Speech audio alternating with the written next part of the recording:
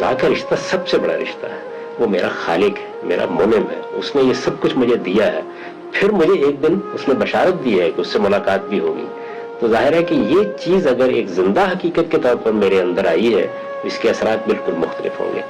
میرا تعلق اس وقت زندہ تعلق بنتا ہے جب خدا اسی طرح میری زندگی میں داخل ہوتا ہے جس طرح میرا باپ ہے, جس طرح میری ماں ہے, جس طرح میرے دوسرے رشتے ہیں. کہ تم اس ہستی کو جاننے کی کوشش کرو جس نے تمہیں پیدا کیا ہے, اس سے اپنا ایک تعلق پیدا کرنے کی کوشش کرو, پھر دیکھو کہ وہ کیا چاہتا ہے.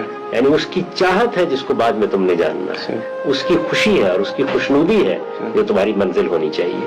یہی سب سے بڑا ہدف ہونا چاہیے, تعلیم کا بھی, تربیت کا بھی. اور جب ہم علم دوسروں کو دیتے ہیں, خاص طور پر مذہب کا علم, تو مذہب کے علم کا منبع کیا ہے؟ وہ خدا کی ذات کے ساتھ میرا اور آپ کا زندہ تعلق. اس لیے لوگ پوچھتے ہیں اچھا کتنی نماز فرض ہے. یہ کبھی آپ نے اپنی ماں سے پوچھا کتنی دیر بیٹھنا فرض ہے اس کے پاس؟ اس لیے کہ وہاں ایک زندہ تعلق ہے جس سے آپ بات کرتے ہیں.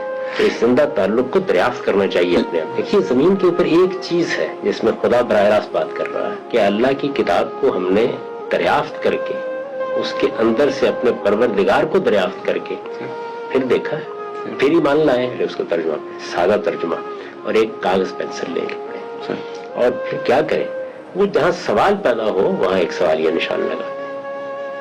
اب ان کے سفر کی ابتدا ہو جائے گی.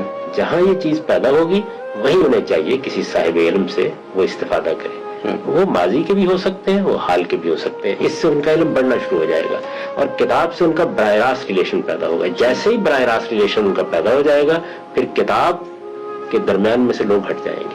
وہ خدا کے ساتھ براہ راست بات کر رہے ہوں گے, وہ اس احساس سے سرشار ہوں گے کہ ان کا پروردگار ان سے ہم کلام ہو گیا ہے.